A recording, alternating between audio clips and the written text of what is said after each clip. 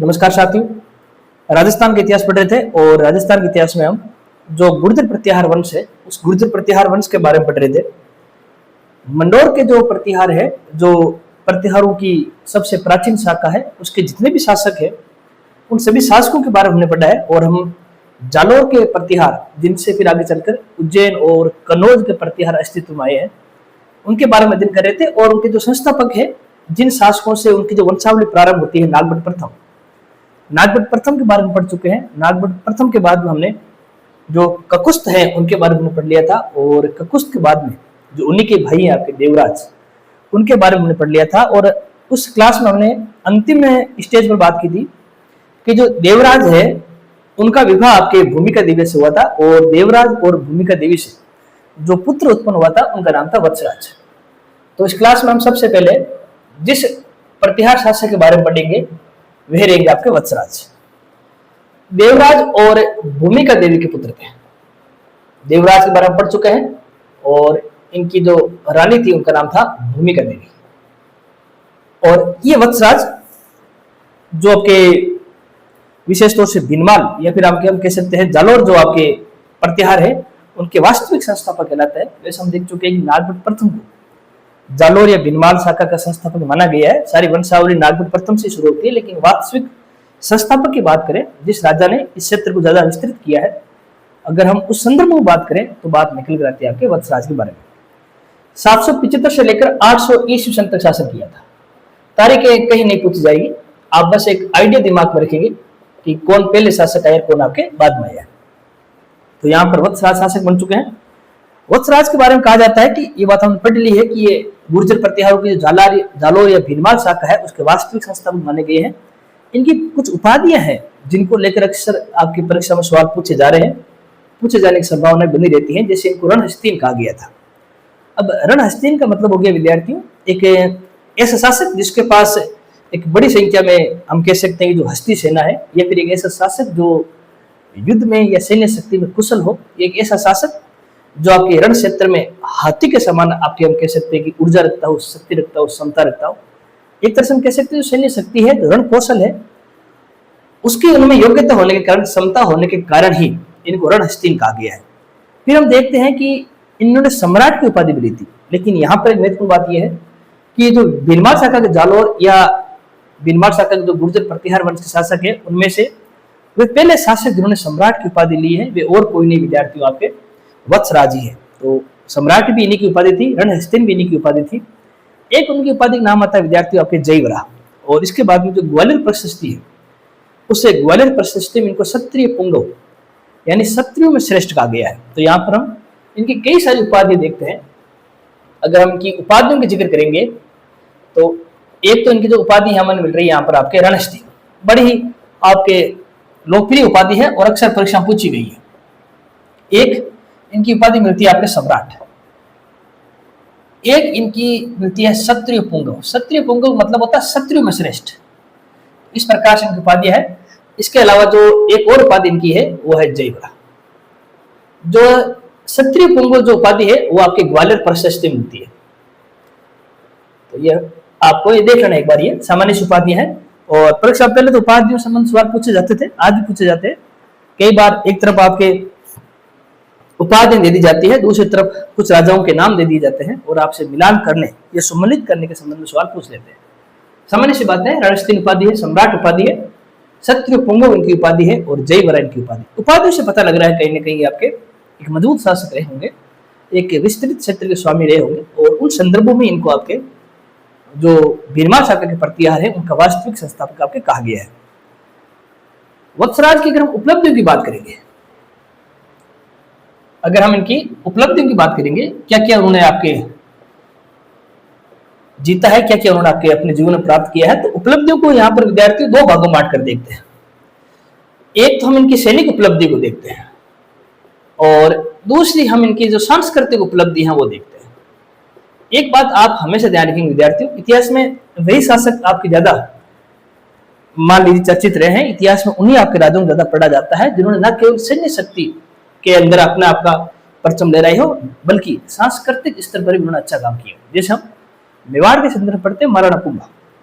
महाराणा कुंभा को हम इतिहास में इसलिए ज्यादा पढ़ते हैं कि उन्होंने सैनिक स्तर पर या सैन्य स्तर पर तो कई सारी उपलब्धियां हासिल की है, लेकिन उतनी उपलब्धियों ने सांस्कृतिक स्तर पर भी की है। चाहे वो दुर्ग निर्माण की बात हो, चाहे फिर वो अन्य सांस्कृतिक स्तर पर कार्य करने की हो, चाहे वो साहित्य के क्षेत्र में कार्य करने की हो।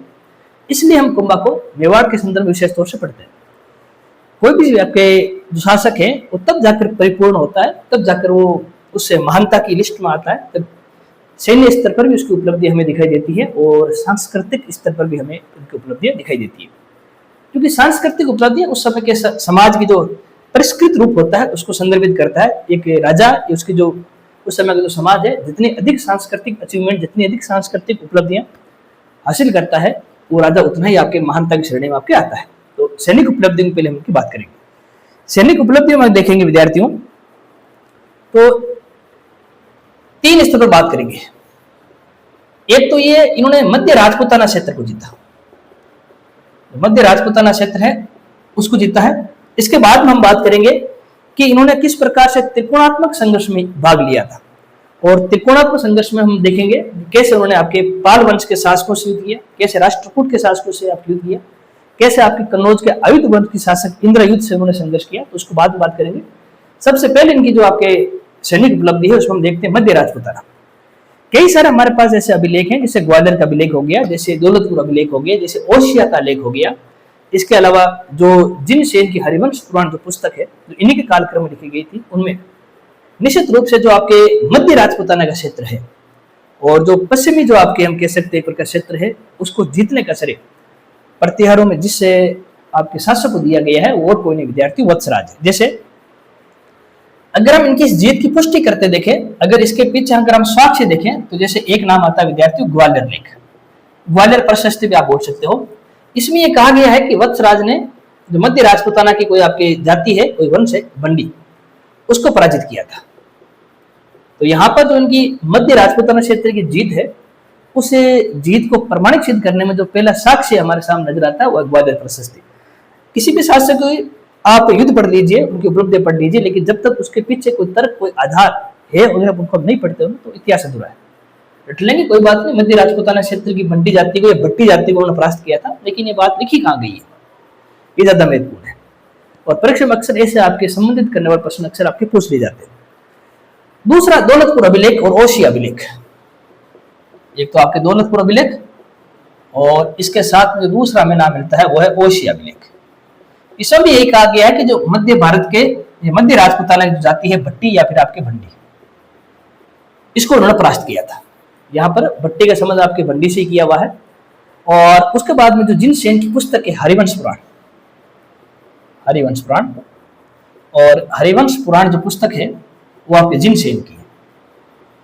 और इन्होंने इसमें एक बात लिखी थी और बड़ी अच्छी बात थी, इन्होंने कहा था कि वत्सराज इसमें लिखा गया है, इसमें वत्सराज को पश्चिमी क्षेत्र का स्वामी कहा गया, अवंती स्वामी कहा गया। अवंती सामान्य सी बात है, जो उज्जैन प्राचीन काल महाजनपद अवंती उसकी एक राजधानी थी उज्जैन आपके, और अवंती स्वामी कह दिया गया है, यानी पश्चिमी क्षेत्र का मालिक कह दिया गया है। तो इससे भी एक आपके लगभग ये बात समझ पाती है कि जो मध्य राजपूताना का क्षेत्र है और मालवा के आसपास का क्षेत्र है, ये पश्चिमी जो आपके मालवा है उसका आसपास का क्षेत्र है, उसको जीतने का श्रेय आपके वत्सराज को दिया गया है। तो यहाँ पर देखेंगे कई सारे हमें से साक्ष्य हमारे पास, साहित्यिक साक्ष्य भी है और अभिलेख की साक्ष्य भी है। ग्वालियर अभिलेख हो गया, दौलतपुर अभिलेख हो गया, ओशिया अभिलेख हो गया, इसके अलावा जिनसेन की हरिवंश पुराण हो गई। ये सारे जो आपके लेख हैं, सारी पुस्तकें हैं, इस ओर संकेत करती है कि निश्चित रूप से उन्होंने मध्य राजपूताना क्षेत्र को आपके जीता है। अगला जो यहाँ पर इनकी जो सैनिक उपलब्धियां हैं वो हमें निकल कर आ रही है सामने आपने त्रिकोणात्मक संघर्ष में। अब यहाँ पर देखिए एक हम क्लास अलग से लेंगे, जब हम गुर्जर प्रतिहार वंश को पढ़ लेंगे ना, उसके बाद एक क्लास अलग से लेंगे त्रिकोणात्मक संघर्ष क्या होता है। अभी केवल हम इतना ही समझ लें कि जो आपके 8वीं शताब्दी है उसके उत्तरार्ध में और 10वीं शताब्दी के मध्य मोटे मोटे रूप से आपके 800 से आपके 1000 ईस्वी सन के मध्य 150 साल का कालक्रम है। उसके बीच में कान्यकुब्ज यानी कन्नौज क्षेत्र को लेकर 3 आपके वंश आपस में संघर्ष किए थे। पूर्वी क्षेत्र से पाल आए थे, दक्षिण क्षेत्र से राष्ट्रकूट आए थे, और जब उत्तरी पश्चिमी क्षेत्र है वहां से आपके गुर्जर प्रतिहार आए थे। तो गुर्जर प्रतिहार हो गए, गुर्जर प्रतिहारों के बाद में आपके पाल वंश हो गए, और पाल वंश के बाद में जो आपके राष्ट्रकूट वंश है, इन तीनों वंशों के बीच में 8वीं शताब्दी के उत्तरार्ध से और 10वीं शताब्दी के मध्य लगभग 150 वर्ष तक कन्नौज को जीतने के लिए जो संघर्ष चला है, उस संघर्ष को विद्यार्थी आपके त्रिकोणात्मक संघर्ष बोलते हैं। तो यहाँ पर आप देखेंगे त्रिकोणात्मक संघर्ष में 3 वंश आपके भाग ले रहे हैं, प्रतिहार वंश, बंगाल या पूर्वी भारत का पाल वंश और दक्षिण के विद्यार्थी आपके राष्ट्रकूट वंश। और जिस समय ले रहा है वो 8वीं सदी से लेकर आपकी 10वीं सदी के बीच का है। और जिस क्षेत्र को जीतने के लिए लिया जा रहा है वो क्षेत्र और कुछ नहीं विद्यार्थी आपके कन्नौज, वर्तमान उत्तर प्रदेश में कन्नौज क्षेत्र, कान्यकुब्ज भी बोल दीजिए, दोनों बातें आपके एक ही। अब हमारे लिए महत्वपूर्ण बात यह है कि गुर्जर प्रतिहारों के वे शासक जिन्होंने इस संघर्ष को शुरुआत की वो और कोई नहीं विद्यार्थी आपके वत्सराज है। सवाल कई बार परीक्षा में से पूछते हैं। और तो त्रिकोणात्मक संघर्ष है उसकी शुरुआत विद्यार्थी वत्सराज ने की है। कैसे की है तो आप इस बात को समझेंगे। कन्नौज के अंदर विद्यार्थियों एक वंश शासन कर रहा था, उसका नाम था आपके आयुध वंश। ये वहां के शासक आपके वंश था और आयुध वंश के आपके शासक थे विद्यार्थी इंद्रायुध, नाम याद रखना चाहो रख लो। आयुध वंश के शासक थे आपके इंद्रायुध। और कहते हैं कि जो आपके नागभट्ट प्रथम है उन्होंने सबसे पहले इंद्रायुध पर आक्रमण किया, इंद्रायुध को परास्त किया, लेकिन परास्त करने के बाद इंद्रायुध को हटाया नहीं, इस बात का आप ध्यान रखेंगे। इंद्रायुध को कन्नौज का शासक रहने दिया है, लेकिन अब वो इंद्रायुध कन्नौज का शासक एक प्रकार से अधीनस्थ शासक है नागभट्ट प्रथम का। तो वह गुर्जर प्रतिहार का पहला शासक जिसने कन्नौज को जीतने का काम किया है वो वत्सराज है, इस बात को भूलेंगे नहीं। हालांकि बाद में कन्नौज गुर्जर प्रतिहारों की राजधानी भी बनी है, लेकिन वो हमारे लिए तब महत्वपूर्ण बनेगी जब नागभट्ट सेकंड आप क्या करेंगे, कन्नौज को गुर्जर प्रतिहारों की राजधानी बनाएंगे। बच्चे कंफ्यूज हो जाते हैं, जीतने वाला काम एक अलग शासक ने किया है और राजधानी बनाने वाला काम आपके दूसरे शासक ने किया। तो जीतने वाला काम वही व्यक्ति करेंगे जिन्होंने सबसे पहले इस त्रिकोणात्मक संघर्ष में जिसमें भाग लिया, और वो और कोई नहीं विद्यार्थी आपके वत्सराज है। इंद्रयुद्ध को परास्त कर दिया है और परास्त करने के बाद उन्होंने एक तरह से आपके अधीनस्थ शासक बनाया है और कन्नौज को आपके जीत लिया है। अब विद्यार्थियों जैसे आपके इंद्रयुद्ध को पराजित किया है तो ये बात आपके पाल वंश के शासक धर्मपाल स्वीकार नहीं कर पाए। इस समय जो पाल वंश शासक थे उनका नाम था धर्मपाल, क्योंकि वे भी आपके कन्नौज को जीतना चाहते थे। कन्नौज एक उपजाऊ क्षेत्र था और कृषि कार्य के लिए बड़ा महत्वपूर्ण था और सामरिक दृष्टि से बड़ा महत्वपूर्ण था। तो पाल वंश के शासक अगर उत्तरी भारत के अंदर अपनी सत्ता स्थापित रखना चाहते हैं तो कन्नौज को जीतना भी जरूरी था।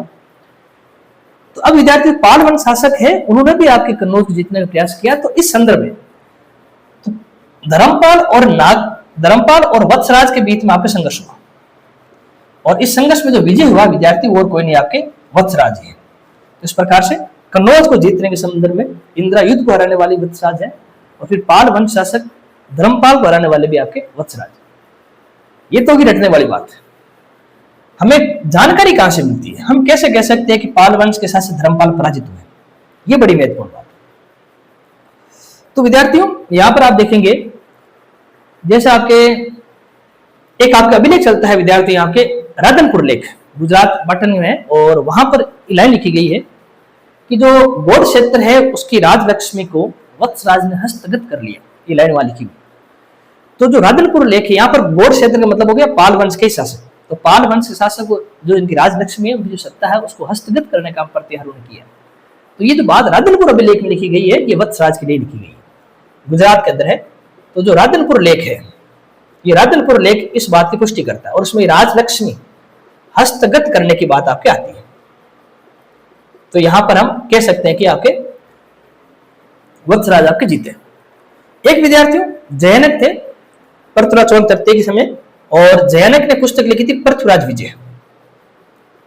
पृथ्वीराज विजय बड़ी लोकप्रिय पुस्तक है और सब इसके बारे में लोग जानते ही हैं।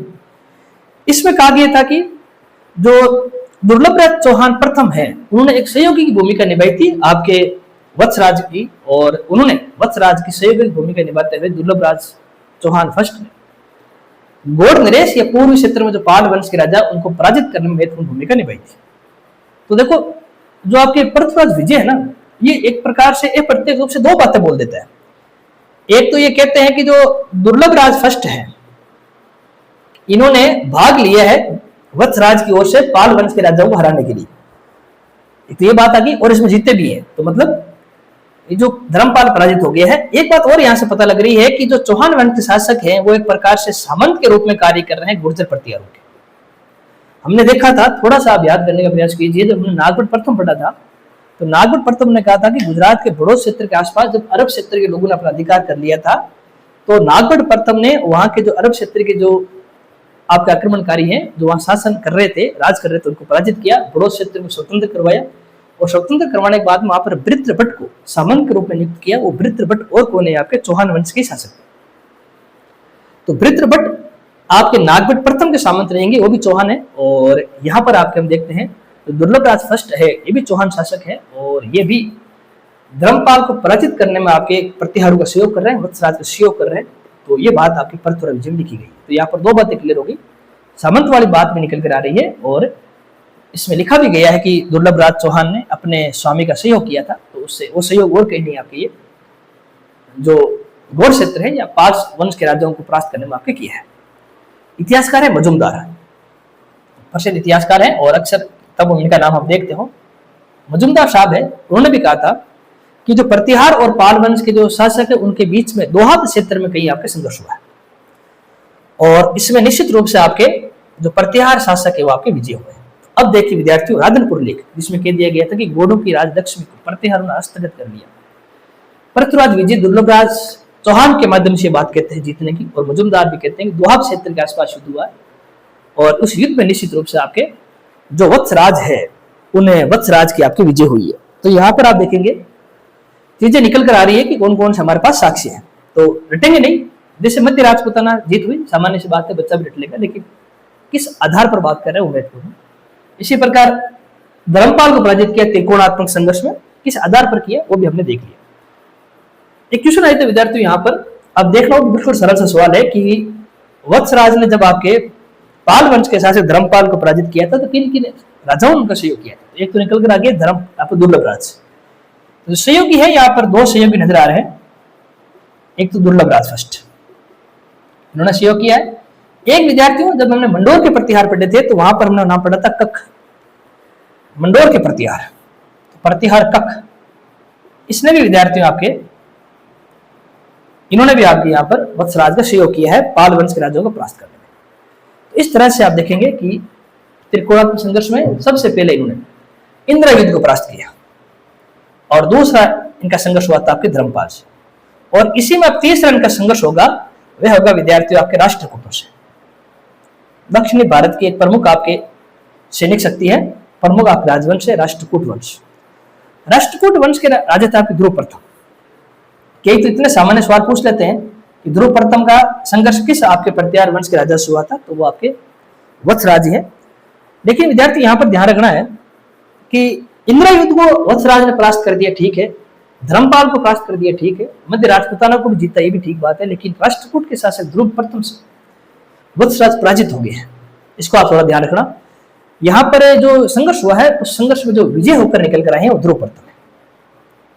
ध्रुव प्रथम आपके यहाँ पर जीत गए, और हम ये बात ऐसे ही नहीं कह रहे, इसके पीछे भी साक्ष्य हैं। जैसे राधनपुर लेख हमने पढ़ा था अभी, उस राधनपुर जो अभिलेख है और जो आपके वनी डिंडोरी लेख है, इन दोनों लेखों में कहा गया था कि जो वत्सराज पराजित हो गए और फिर उन्होंने एक प्रकार से मरुस्थली क्षेत्र में शरण ली और फिर से अपनी शक्ति को आपके पुनर्जीवित करने का प्रयास किया। तो जो आपके वनी डिंडोरी लेख है और उसके बाद में जो आपके राधनपुर लेख है, उन दोनों में इसकी आपके जीत की पुष्टि होती है।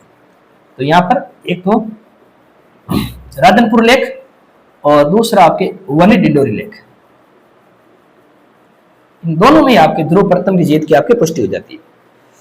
जो आपके वनी डिंडोरी लेख है ये महाराष्ट्र से प्राप्त हुआ था, और राधनपुर की हमने बात ही कर ली है, ये आपके गुजरात से प्राप्त हुआ था। तो इन दोनों अभिलेखों में इस बात की पुष्टि होगी। एक चीज और है विद्यार्थी, ध्रुव प्रथम ने कहते हैं, इस ध्रुव प्रथम ने जो अपना राज चिन्ह है ना, उस राज चिन्ह में गंगा और जो आपके यमुना है उनके चित्र अंकित करवाए थे। तो आप देखेंगे गंगा और यमुना जो है वो आपके जो उत्तरी क्षेत्र है या फिर आपके मध्यवर्ती मैदान है उसको आपके परिलक्षित करता है, उसको आपको बताता है। और गंगा क्षेत्र को, यमुना क्षेत्र को, जो आपके कन्नौज वाला भाग है उसको जीतने का श्रेय ध्रुव प्रथम हम इसलिए भी दे देते हैं विद्यार्थी यहाँ पर, क्योंकि ध्रुव प्रथम ने अपने राज चिन्ह के अंदर, अपने कुल चिन्ह के अंदर गंगा और यमुना को प्रतीक रूप में स्थापित करने का काम किया। तो ये बात हमें नजर आ रही है कि ध्रुव प्रथम ने एक प्रकार से यहाँ पर आपको हम कह सकते हैं कि इसे कन्नौज क्षेत्र को जीता है। और इस संघर्ष में निश्चित रूप से जिस प्रतिहार वंश के राजा की पराजय हुई है और फिर उन्होंने मरुस्थली क्षेत्र में जाकर शरण लेनी पड़ी है, वो और कोई नहीं, आपके सीधी सी बात हमें नजर आ रही है, वे आपके वत्सराज ही है। और इस तरह से आपके वत्सराज आपके पराजित हुए। एक बात आप यहाँ पर ध्यान रखेंगे, जैसे आपके ध्रुव प्रथम से आपके ये वत्सराज पराजित हुए हैं, तो फिर से एक बार वापस इनका जो आपके संघर्ष हुआ है वो पाल वंश शासक धर्मपाल से हुआ है। अब ये कैसे? देखिए विद्यार्थी, जब कोई भी शासक किसी अन्य शासक से पराजित होता है तो निश्चित रूप से जो उनकी सैनिक शक्ति है, जो उनकी सामरिक शक्ति है, उसका पतन जरूर होता है, उसमें जरूर हमें उस सैन्य बल में कमी नजर आती है। और जैसे विद्यार्थी आपके ध्रुव प्रथम से यानी राष्ट्रकूटों से एक प्रकार से वत्सराज यानी प्रत्यार वंश शासक पराजित हो गए हैं, तो इस चीज का जो इस पूरी घटना का जो सबसे अधिक फायदा जिस वंश ने उठाया वो है पाल वंश के राजा आपके धर्मपाल। जैसे ही आपके गुर्जर प्रतिहार वत्सराज पराजित हुए हैं, तो जो आपके धर्मपाल है उन्होंने फिर से विद्यार्थी एक प्रकार से कन्नौज पर हमला किया था। क्योंकि राष्ट्रकूटों की विद्यार्थी की नीति ये थी कि जैसे कन्नौज को जीते थे तो कन्नौज विस्तार रूप से रहते नहीं थे, फिर से दक्षिणी की ओर चले जाते थे, तो कन्नौज फिर से शून्यता स्थापित हो जाती थी। कन्नौज एक प्रकार से फिर से वहां पर राजनीतिक खालीपन आपके उपस्थित हो जाता था, और उसी का लाभ विद्यार्थी आपके पाल वंश के धर्मपाल ने उठाया। धर्मपाल ने एक प्रकार से हम कह सकते हैं कि कन्नौज पर हमला किया, और हमला करने के बाद जो इंदिरा युद्ध है जिसकी नियुक्ति विद्यार्थी आपके वत्सराज ने की थी, इस इंदिरा युद्ध को उन्होंने हटा दिया, और इंदिरा युद्ध की जगह जिस व्यक्ति को नया शासक बनाया धर्मपाल ने वो था आपके चक्रयुद्ध। तो यहाँ पर अंतिम अगर निष्कर्ष हम देखेंगे इससे पूरे त्रिकोणात्मक संघर्ष की, तो शुरुआत विद्यार्थी आपके वत्सराज ने की। कैसे की है? आयुध वंश के राजा इंद्रयुद्ध को हराया है, और हराने के बाद में उसको अपने अधीनस्थ शासक बनाया। लेकिन जैसे ही अधीनस्थ शासक बनाया उसके बाद में उनका संघर्ष पाल वंश के राजा धर्मपाल से हुआ था, और पाल वंश के राजा धर्मपाल पराजित हुए हैं, इससे आपके वत्सराज है। और इस बात की पुष्टि हमें यहाँ पर कई सारे अभिलेख करते हुए नजर आते हैं। और फिर आपके वत्सराज की सत्ता को चुनौती देने वाला काम किया था आपके राष्ट्रकूट शासक ध्रुव प्रथम। राष्ट्रकूट शासक ध्रुव प्रथम ने वत्सराज को पराजित किया, जिसकी हमें जानकारी वन डिंडोर अभिलेख मिल जाता है, राधनपुर अभिलेख मिल जाता है। ध्रुव प्रथम ने राज्य चिन्हों में जो गंगा और यमुना को अंकित करवाया उससे हमें जानकारी मिल जाती है। लेकिन जैसे ही आपके राष्ट्रकूट वापिस दक्षिण की ओर जाते हैं तो पाल वंश के धर्मपाल फिर से हमें मुख्य आपके हम कह सकते हैं एक प्रकार से चित्र में दिखाई देते हैं, और जो इंदिरा युद्ध है उससे इंदिरा युद्ध को हराते हैं, और इंदिरा युद्ध की जगह चक्र युद्ध को शासक बना देते हैं और कन्नौज पर अधिकार कर लेते हैं। तो वत्सराज ने शुरुआत में भले ही आपके कन्नौज पर अधिकार किया हो, लेकिन अंतिम स्तर तक, अंतिम समय तक आते आते कन्नौज उनके हाथ से निकल चुका है। और कन्नौज पर किससे अधिकार हो गया विद्यार्थियों? आपके पाल वंश के राजा धर्मपाल का अधिकार हो गया है, और पाल वंश के राजा धर्मपाल की ओर से शासन करने वाला जो व्यक्ति है उसका नाम है चक्रयुद्ध। बाद में इन्हीं चक्रयुद्ध को परास्त करने का काम आगे चलकर नागभट्ट सेकंड करेंगे, और फिर नागपुर जो नागभट्ट सेकंड है वो फिर आपके कन्नौज को एक प्रकार से प्रतिहार की राजधानी बनेगी, जिसकी चर्चा हम नागभट्ट सेकंड के समय करेंगे। लेकिन इतना आपको ध्यान रखना है कि अंतिम समय में वत्सराज के हाथों से आपके ये क्षेत्र आपके निकल चुका है। तो इस प्रकार से विद्यार्थी हमने देख लिया कि उनके सैनिक उपलब्धियों में हमने जो मध्य राजपूताना क्षेत्र की बात कर ली, आपके आयुध वंशी राजाओं संघर्ष की बात कर ली, पाल वंश के राजाओं संघर्ष की बात कर ली, और राष्ट्रकूट राजाओं संघर्ष हुआ था उसकी बात कर ली। कहाँ इनके स्रोत हैं, कहाँ से इनकी जानकारी मिलती है, किन किन व्यक्तित्व की सहयोग रहा है, वो सारी बात हमने कर ली। अब इनके सांस्कृतिक उपलब्धि के बारे में बात करते हैं। सांस्कृतिक उपलब्धि में बात करते हैं तो उसके जो सबसे पहले जो हमारी बात है यहाँ पर, आपने ये नाम जरूर सुना होगा, उद्योतन सूरी। तो आप राजस्थान के इतिहास पढ़ते हैं तो कोई हर बच्चा लगभग इनके बारे में जानता ही है। उद्योतन सूरी ने पुस्तक लिखी थी कुवलई माला। उद्योतन सूरी की पुस्तक थी विद्यार्थी आपके कुवलई माला, और कहते हैं कि इस कुवलई माला जो ग्रंथ है उसकी रचना आपके 778 ईस्वी सन में हुई थी, और इसकी रचना जिस राजा के समय हुई थी वो राजा था आपके वत्सराज, और जहां हुई थी वो क्षेत्र था भीनमाल और जालोर का क्षेत्र।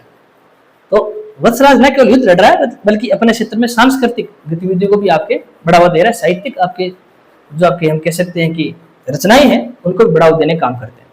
इसी प्रकार से हमने देखा था हरिवंश पुराण, जिनसेन की लिखी हुई थी। सांस्कृतिक उपलब्धि पहले ये होगी, दूसरी देखेंगे आपके हरिवंश पुराण, और हरिवंश पुराण की रचना विद्यार्थियों आपके जिनसेन ने की, और कहते हैं कि ये रचना भी विद्यार्थियों वत्सराज समय हुई थी, और 783 ईस्वी सन के आसपास इसकी रचना की गई थी। तारीख याद रखना था, रख लेना 783 ईस्वी सन। तो दोनों रचनाएं हैं साहित्यिक बड़ी महत्वपूर्ण रचनाएं हैं, और यहाँ से निश्चित रूप से हमें प्रत्यार वंश की जानकारी भी मिलती है इन दोनों रचनाओं से। तो कुवलई माला ग्रंथ और हरिवंश पुराण जो दोनों ग्रंथ है ये वत्सराज समय लिखे गए थे। अगर और इनकी बात करेंगे तो आपको पता होना चाहिए विद्यार्थियों, जो ओशिया का क्षेत्र है उस ओशिया के क्षेत्र में महावीर मंदिर का निर्माण भी इन्हीं के समय हुआ था। ओशिया इन्हीं का आपके अधीन क्षेत्र था, और ओशिया के अंतर्गत जो महावीर मंदिर है और उस महावीर मंदिर का निर्माण भी इन्हीं के काल में हुआ था। इस मंदिर की खास बात यह है कि जो हमारा पश्चिमी राजस्थान है, उस पश्चिमी राजस्थान के सबसे प्राचीन मंदिर को अगर माना गया है तो इसी महावीर मंदिर को माना गया है। ये थोड़ा सा आप इसको ध्यान रखना पड़ेगा। इसके बाद विद्यार्थियों हम देखते हैं कि जो एक वली प्रबंध लेख है, उस वली प्रबंध लेख में ये बात कही गई है कि वत्सराज समय सती प्रथा का प्रचलन था, देवदासी प्रथा का प्रचलन था, नियोग प्रथा का प्रचलन था। तो ध्यान रखना जो वली प्रबंध लेख है, मैं लिख देता हूं आपके, वली प्रबंध लेख ये वह लेख है जिससे हमें जो वत्सराज है उस वत्सराज के समय की हमें सामाजिक स्थितियों की जानकारी मिलती है। एक अलग ही बात है, तो थोड़ा सा आप इसको रखना भी ध्यान में। तो वत्सराज समय सामाजिक स्थिति की जानकारी वली प्रबंध ग्रंथ देता है, जिसमें कहा गया था कि उनके समय सती प्रथा प्रचलित में थी, उनके समय देवदासी प्रथा प्रचलन में थी और उन्हीं के समय आपके नियोग प्रथा भी आपके प्रचलित थी। तो इस प्रकार से हम देखते हैं विद्यार्थियों आपके ये हमारे सामने वत्सराज है, उनकी उपलब्धियां है। बिल्कुल सरल सी बात है, हम चीजों को कठिन बना देते हैं, चीजें कठिन कहीं होती नहीं है, सामान्य सी बातें। सबसे पहले हमने देख लिया कि कहाँ किस प्रकार शासक बने, देवराज और भूमि के देवी के पुत्र थे, कैसे उन्होंने रणस्थलीन सम्राट सत्य पुंगव जय वराह जैसी आपकी बड़ी उपाधियां ली है, कैसे उनको प्रत्यार वंश का वास्तविक संस्थापक कह दिया गया है। और फिर हमने उनकी उपलब्धि को देखा, अचीवमेंट्स को देखा है और उसको हमने दो भागों बांट दिया है, जो सैनिक है और फिर आपकी जो सांस्कृतिक है। सैनिक में हमने मध्य राजपूताना की बात की, उसके बाद त्रिकोणात्मक संघर्ष की बात की। त्रिकोणात्मक संघर्ष हमने अयुध वंश के राजाओं संघर्ष की बात की, पाल वंश के राजाओं संघर्ष की बात की, राष्ट्रकूट वंश के राजाओं संघर्ष की बात की और अंत में वापस कन्नौज को जीतते वापस हार जाना उसकी भी हमने बात की। और फिर हमने उनके सांस्कृतिक उपलब्धि की बात की, जहाँ कुलेमाला ग्रंथ को देखा, हरिवंश पुराण ग्रंथ को देखा, जो महावीर मंदिर है जो पश्चिमी राजस्थान के सबसे प्राचीनतम मंदिरों में से एक है उसकी बात की। और वली प्रबंध लेख के आधार पर हमने उनके सामाजिक स्थिति की बात की, जहां पर वो कहता है कि सती प्रथा, देवदासी प्रथा और नियोग प्रथा का आपके प्रचलन था। तो इस तरह से विद्यार्थी जो आपके नागभट्ट सेकंड है, उससे नागभट्ट सेकंड की जितनी भी महत्वपूर्ण बातें हैं वो सारी हमने यहाँ पर पढ़ ली। अब जो नागभट्ट सेकंड के बाद में जो अगले शासक, माफ कीजिए, वत्सराज जितनी भी बातें पढ़ ली हैं, और अब वत्सराज के बाद के जो अगले शासक विद्यार्थी नागभट्ट सेकंड। नागभट्ट सेकंड किस प्रकार शासक बने, कैसे उनके समय सांस्कृतिक और कैसे उनके समय सैनिक उपलब्धियां प्राप्त हुई है, जो हमारे प्रेक्षक दृष्टि से महत्वपूर्ण है। अब नागभट्ट सेकंड के बारे में हम यहाँ पर अध्ययन करेंगे। और वत्सराज के बाद में अब जो अगले शासक आएंगे उनका नाम है विद्यार्थी आपके नागभट्ट सेकंड है। नागभट्ट सेकंड या नागभट्ट द्वितीय कहने का कारण यह है कि इसी नाम से पहले एक शासक बन चुके हैं, नागभट्ट प्रथम, और अब जो उसी नाम से वापिस एक और शासक बनते हैं तो उनके नाम से आगे फिर सेकंड लगा देते हैं, फिर एक और राजा बने तो फिर आपके थर्ड लगा देते हैं, ऐसे नाम आगे बढ़ते रहते हैं। 800 से लेकर 833 के बीच में शासक रहते हैं, 800 से लेकर 833 ईस्वी सदी के बीच में शासक रहते हैं। अभी सामान्य सी बात है कि भी वत्सराज और जो आपके सुंदर देवी है उनके ये पुत्र थे, वत्सराज और सुंदर देवी के। तो वत्सराज के बारे में भी पढ़ चुके हैं, और वत्सराज की जो आपकी रानी है सुंदर देवी, इनसे आपके उत्पन्न हुए थे नागभट्ट द्वितीय। देखो नाम से पता लग रहा है इनका जो दरबार है वो भी नागावलोक का दरबार कहलाता था। ऐसी बात हमने नागभट्ट प्रथम समय पढ़ी थी, नागभट्ट प्रथम का दरबार भी नागावलोक का दरबार कहलाता है, इनका दरबार भी आपके नागावलोक का दरबार कहलाता है। एक बात आप ध्यान रखना, हमने कहा था कि जो वत्सराज है वो गुर्जर प्रतिहारों के पहले शासक थे जिन्होंने सम्राट की उपाधि ली थी। ठीक वैसे विद्यार्थियों बकुला अभिलेख में सवाल पूछ लिया गया है कि नागभट्ट सेकंड को परम भट्टारक महाराजा धीराज परमेश्वर कहा गया है। ये उपाधि उन्होंने जब कन्नौज को फिर से जीतेंगे तभी ली थी। हम देखते हैं कि वत्सराज के अंतिम समय में जब धर्मपाल का आपके हमला हुआ था, वापिस जब आपके वत्सराज राष्ट्रकूट से पराजित हो गए थे, ध्रुव प्रथम से पराजित हो गए थे, और उस पराजय के वातावरण का लाभ उठाते हुए आपके धर्मपाल ने वापिस कन्नौज पर हमला किया था और इंद्रयुद्ध को हरा दिया था, चक्रयुद्ध को अपने अध्यक्ष शासक बनाया था। तो कन्नौज एक प्रकार से प्रत्यारों के हाथ से निकल गया था। फिर उसी कन्नौज को वापिस धर्मपाल को पराजित करके जीतने का काम आपके नागभट्ट सेकंड करेंगे, और जब कन्नौज को जीत जाते हैं तो फिर वो एक उपाधि लेते हैं परम भट्टारक महाराजा धीराज परमेश्वर की। और इस उपाधि की जो चर्चा है विद्यार्थियों बकुला अभिलेख करता है। ग्वालियर लेख में इन्हें प्रतिहारों का कर्ण कहा गया है। हम देखते हैं, एक हमने पढ़ा था घटियाला अभिलेख, जब मंडोर के प्रतिहार पढ़ रहे थे तब हमने पढ़ा था घटियाला अभिलेख, और उसमें हमने कहा था जो ककूक है उनको प्रतिहार कर्ण कहा गया है। तो ककूक प्रतिहार कर्ण वो संबंध आपके मंडोर की शाखा से, और यहाँ पर जो प्रतिहार कर्ण है वो आपके संबंध दिलमार शाखा से। तो जो ग्वालियर प्रशस्ति है उसमें जो प्रतिहार कर्ण कहा गया है वो नागभट्ट सेकंड के लिए कहा गया है। कहते हैं कि उन्होंने जो कालिंजर का क्षेत्र है या जो फिर डीडवाना के आसपास क्षेत्र है वहां पर कुछ भूमिदान दिया था, तो भूमिदान देने से उनकी तुलना करने से आपके कर ली गई है। तो नागभट्ट सेकंड की अगर हम उपाधि की बात करेंगे एक सामान्य सी बातें हैं, लेकिन कई बार परीक्षा पूछते हैं आपके। तो जो बकुला अभिलेख है, इस बकुला लेख के अंतर्गत इनको जो उपाधि दी गई है वह है परम भट्टारक महाराजा धीराज परमेश्वर, महाराजा धीराज परमेश्वर। और ये जो उपाधि है, ये जिस विजय के उपलक्ष्य में उन्होंने ली है, जिसके बारे में आगे हम डिटेल से पढ़ेंगे, वह है कन्नौज विजय। इसके बाद में हमने देख लिया है कि इनका दरबार भी नागावलोक का दरबार कहलाता है। ये भी देख लेना भाई आप, नागावलोक का दरबार। और जो एक और इनकी हमने उपाधि देखी है, वो भी यहाँ पर आप देख लेना कि इनको ग्वालियर प्रशस्ति में, जो ग्वालियर अभिलेख है या ग्वालियर प्रशस्ति है, उस ग्वालियर प्रशस्ति में इनको कर्ण के समान दर्जा दिया गया है, क्योंकि इन्होंने डीडवाड़ा क्षेत्र और जो आपके कालिंज क्षेत्र है, यहाँ पर कुछ आपके भूदान दिया था, और भूदान देने से ही इनकी तुलना आपके कर्ण से कर दी गई है। तो ये दो तीन बातें, सामान्य सी बातें, इसको आप एक बार देखना भाई। अब हम इनकी उपलब्धि की चर्चा कर लेते हैं, कौन कौन से इन्होंने उपलब्धि हासिल की है। और इनकी जो मुख्य उपलब्धि है विद्यार्थियों, हमें सैनिक स्तर पर दिखाई देती है। निश्चित रूप से ये भी सैनिक दृष्टि से मजबूत शासक है। अगर आप नागभट्ट द्वितीय के विद्यार्थियों, आप इनके क्षेत्र को देखेंगे तो आप देखेंगे हिमालय से लेकर नर्मदा नदी तक और गुजरात से लेकर बंगाल तक इनका शासक था।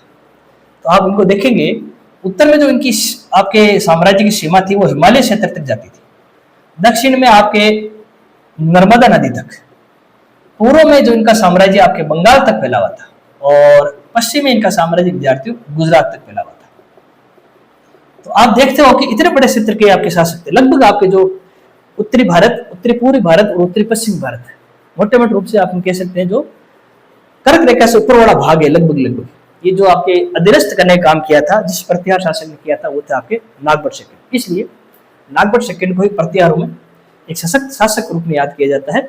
इनके में सांस्कृतिक उपलब्धि इतनी नजर नहीं आती, लेकिन इनके अभी राजनीतिक और हम कह सकते हैं सैनिक उपलब्धियां बड़ी इनकी चर्चा का विषय बनी रहती है। देखो विद्यार्थियों, सैनिक स्तर पर उन्होंने आपके उपलब्धि में 3 काम किए थे। इनके 3 संघर्ष हुए थे। पहला जो इनका संघर्ष हुआ था, जाहिर सी बात है, राष्ट्रकूट हुआ था। और फिर इनका संघर्ष विद्यार्थियों पाल वंश के राजाओं से हुआ था, और एक इनका संघर्ष विद्यार्थियों आपके विदेशी सत्ता से हुआ था, विदेशी शासकों से हुआ था।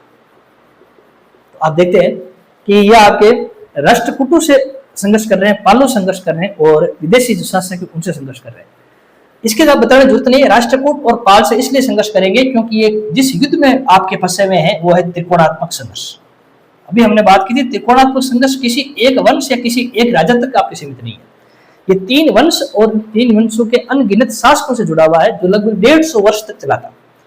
तो जिस आपके एक प्रकार से प्रक्रियाओं को प्रतिहारों में वत्सराज ने शुरुआत की थी, उस प्रक्रिया को आगे बढ़ाने का काम प्रतिहारों में जिस शासक ने किया था, वे और कोई नहीं विद्यार्थियों आपके नागभट्ट सेकंड है। और इनका सबसे पहला संघर्ष जिस आपके वंश से हुआ था, वो था आपके राष्ट्रकूट। तो सबसे पहले ये विद्यार्थियों आपके राष्ट्रकूटों से संघर्ष करते हैं, और राष्ट्रकूटों में इनका संघर्ष विद्यार्थियों जिस शासक तक होता है वो आपके गोविंद तृतीय। ये नाम याद रखना भाई, गोविंद तृतीय। अभी आपने एक नाम पढ़ा था ध्रुव प्रथम, तो ध्रुव प्रथम से संघर्ष करने वाले थे आपके वत्सराज, और गोविंद तृतीय संघर्ष करने वाले थे विद्यार्थियों आपके ये नागभट्ट सेकंड। लेकिन मैंने पहले भी कहा था, राष्ट्रकूटों से संघर्ष में अधिकतर हम देखते राष्ट्रकूट विजय होते हैं। अगर आपने इतिहास को रटा नहीं होगा, थोड़ा सा ठीक ढंग से देखा होगा, तो देखो आप इस बात को समझो, जैसे हमने एक नाम पढ़ा था दंती दुर्ग, और कहते हैं कि दंती दुर्ग का सामना विद्यार्थियों हम देखते हैं कि जिनसे होता है, हमने शुरुआत में पढ़ा था कि जो आपके उज्जैन के अंतर्गत हम देखते हैं कि आपके एक हिरण्यगर्भ यज्ञ होता है, और उस हिरण्यगर्भ यज्ञ में आपके जो शासक हैं, जो प्रतिहार की भूमिका निभाते हैं, एक प्रकार से अधीनस्थ सत्ता की भूमिका निभाते हैं राष्ट्रकूटों की, वो शासक और कोई नहीं विद्यार्थी आपके नागभट्ट प्रथम है। और इसके बाद में अभी हमने देखा था आपके विद्यार्थियों ध्रुव प्रथम। तो ध्रुव प्रथम से जिनका संघर्ष हुआ था वे थे विद्यार्थी आपके वत्सराज। और फिर हम अभी पढ़ रहे हैं विद्यार्थियों गोविंद तृतीय, और गोविंद तृतीय जिनका सामने हो रहा है वह विद्यार्थी आपके नागभट्ट सेकंड। तो कहीं ना कहीं प्रतिहार वंश के शासकों को नियमित रूप से आपके निरंतर आपके कालक्रम में राष्ट्रकूटों से संघर्ष करना पड़ रहा है, और उन संघर्षों में प्रारंभिक जितनी भी विजय होती है सब राष्ट्रकूटों की होती है। लेकिन राष्ट्रकूटों की एक बात थी, वो उत्तरी क्षेत्र में आते हैं और पराजित करते हैं और वापिस अपने क्षेत्र में चले जाते हैं, तो वो एक अलग बात है। लेकिन राष्ट्रकूटों की विजय आपको निश्चित रूप से हमें दिखाई देती है, इस बात थोड़ा सा आप ध्यान रखिए। देखिए विद्यार्थियों, कई सारे ऐसे अभिलेख हैं और उन अभिलेखों में हमें निश्चित रूप से जो राष्ट्रकूट है उन राष्ट्रकूटों की जो विजय है उन विजयों की जानकारी मिल जाती है। जैसे एक आपके अभिलेख है विद्यार्थियों, आपने कई बार जब हम राष्ट्रीय स्तर का इतिहास पढ़ते हैं तो वहां ये नाम भी आते हैं आपके, नीलगुंड लेख, कर्नाटक में है और अमोघ वर्ष का है। जो नीलगुंड अभिलेख है वो नीलगुंड लेख ये अमोघ वर्ष का है। ये अमोघ वर्ष भी राष्ट्रकूट वंश के शासक थे और कर्नाटक से प्राप्त हुआ था।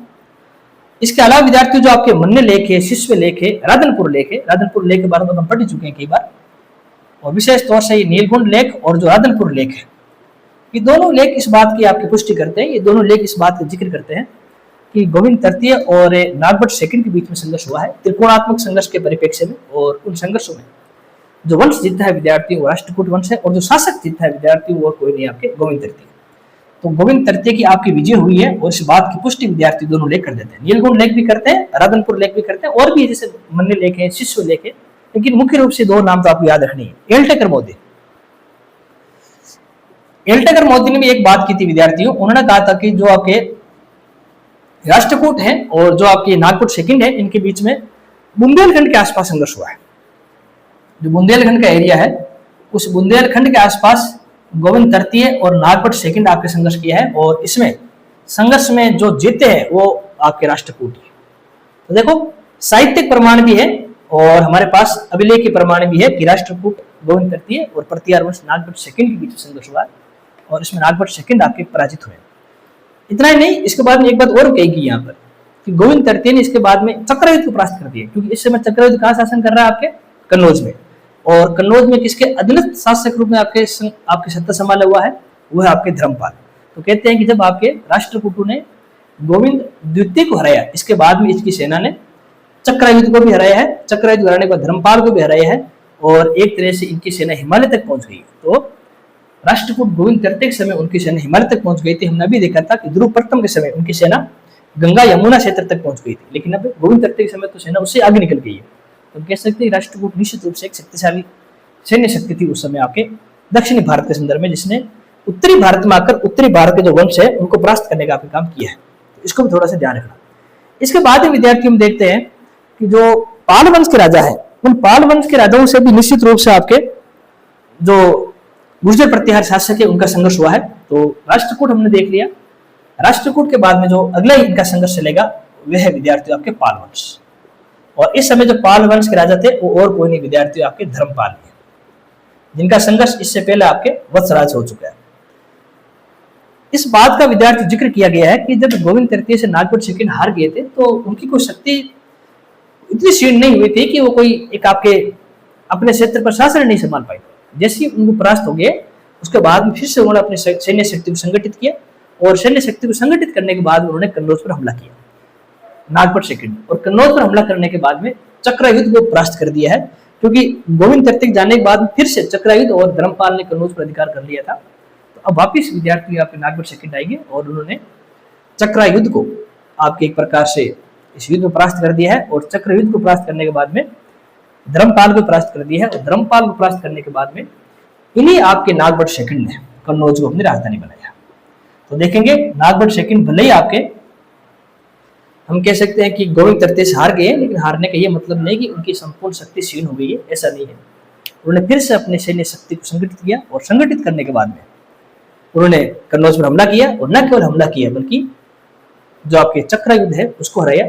और चक्रयुद्ध जिनके अधीनस्थ शासन कर रहा था वो है आपके विद्यार्थियों धर्मपाल, उनको हराया था। जबकि हम देखते हैं धर्मपाल को पहले भी संघर्ष करना पड़ा था वत्सराज से, और इस बार उन्होंने नागभट्ट सेकंड ने जो एक महत्वपूर्ण कार्य यहाँ पर किया कि न केवल कन्नौज को जीता बल्कि उसे आपके गुर्जर प्रतिहार राजधानी भी बनाई। तो इस प्रकार से गुर्जर प्रतिहार मंडोर, मंडोर से भीनमाल जालोर, भीनमाल जालोर से आगे बढ़ते हुए अवंती उज्जैन, और अवंती उज्जैन से फिर आपके विद्यार्थी यहाँ पर आगे कन्नौज। तो ये आपके प्रक्रिया ध्यान रखनी है।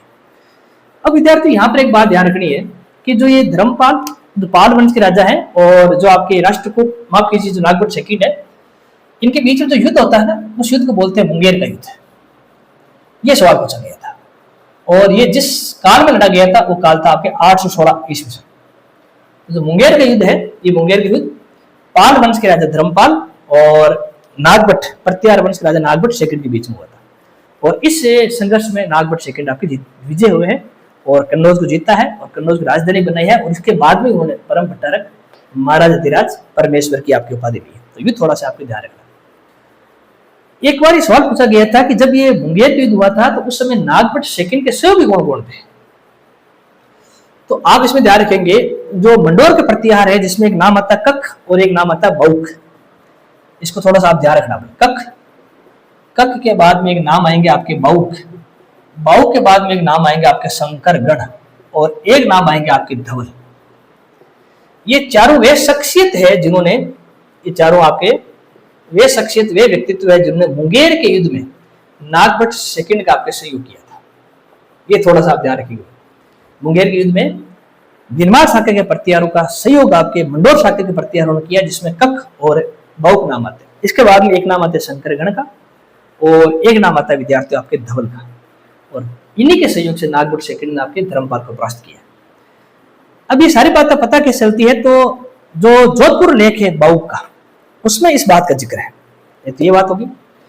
एक विद्यार्थी 400 लेख है जिसमें लिखा गया था कि शंकर गण ने गोरू को परास्त करके उस क्षेत्र को अपने स्वामी को सुपुर्द कर दिया, अपने स्वामी को दे दिया।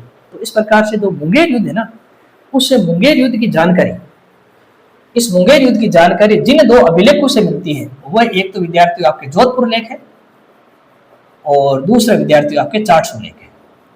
जोधपुर लेख इस बात की पुष्टि करता है कि इस युद्ध में आपके जो कक और बाउक है उन्होंने सहयोग किया है और एक जो आपके 400 लेख है वो इस बात की पुष्टि करते हैं कि शंकर गण ने गोड़ नरेश, यहाँ पर गोड़ नरेश मतलब हो गया पाल वंश के राजा, उनको परास्त किया है फिर उस क्षेत्र को अपने स्वामी को सौंप दिया। तो यहाँ पर देखेंगे जो मुंगेर युद्ध है उसका भी हमें अभिलेख की साक्ष्य मिल गया है 400 लेख और विद्यार्थी आपके एक तरह जोधपुर लेख के माध्यम से। तो हमने इनकी सामान्य बात कर ली, फिर इनके जो उपलब्धि है उसमें हमने राष्ट्रकूट संघर्ष कर लिया और फिर पाल वंश राजाओं संघर्ष कर लिया। अब जो विदेशी सत्ता है उनसे उन्होंने कैसे साथ आपके संघर्ष किया है, किस प्रकार से विदेशी सत्ता उन्होंने परास्त किया है और फिर ग्वालियर प्रशस्ति कैसे नागभट्ट सेकंड की कई सारे क्षेत्रों पर विजय की बात करता है, वो सारी बात हम अगली क्लास में लेने का प्रयास करेंगे। तो अगली क्लास में हम नागभट्ट सेकंड जो अंतिम सैनिक आपकी उपलब्धि है विदेशी सत्ता वाली उसकी बात करेंगे और फिर ग्वालियर प्रशस्ति को लेंगे जिसमें किस प्रकार से जो नागभट्ट सेकंड है उनकी विजयों की बात की गई, कई सारे क्षेत्र हैं उन क्षेत्रों में चर्चा की गई है। तब तक आप अच्छे से पढ़े। वत्सराज की डिटेल्स हमने पढ़ा है, टाइम जरूर लग गया है। नागभट्ट सेकंड के बारे में डिटेल से पढ़ा है, लेकिन नागभट्ट सेकंड के बारे में अभी भी लगभग 40 से 45% बातें बाकी है जिसको हम अगली क्लास में ले लेंगे। और फिर अगली क्लास में इस चीज को कंटिन्यू करते हुए नागभट्ट सेकंड के बाद में जो शासक आए हैं उन शासकों की हम उनके साथ ही चर्चा कर लेंगे। आप अच्छे से पढ़िए, अपनी पुस्तकों से पढ़िए और 2-3 अलग अलग किताबों से पढ़ते हैं तो चीजें हमारे दिमाग में और अच्छी तरीके से बैठती है। लेकिन एक बार जब अपने नोट्स पढ़ जाते हैं तो फिर बार बार अपने नोट्स का रिविजन कीजिए ताकि आप चीजें आपको आसानी से लंबे समय तक याद रहे। अच्छे से दिन कीजिए। अगली कक्षा में हम इस चीज को आगे लेंगे। तब तक के लिए धन्यवाद।